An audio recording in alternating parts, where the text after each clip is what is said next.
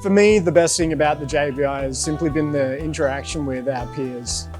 We're so often siloed within our businesses, and to be able to come to an event like this and be able to spend time with people from the industry who are doing the same sort of thing that we do, and to be able to interact on a personal level is just delightful. Having the communication with so many different people, so many like-minded people it's absolutely amazing. Seeing the effect that your company has had with every client you've had, it's great.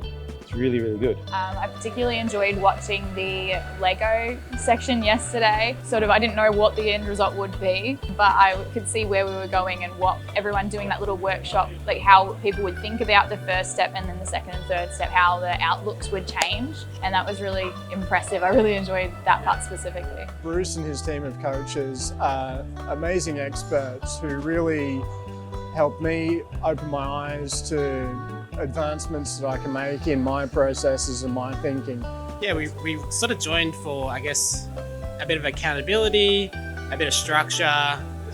We wanted to fast track our end goal of sort of being a bit more free. We both come from outside the industry, so we were both we recognised that we didn't really know what we were doing pretty early on, and I think this was to help us not only catch up but exceed what the rest of the world or industry is doing.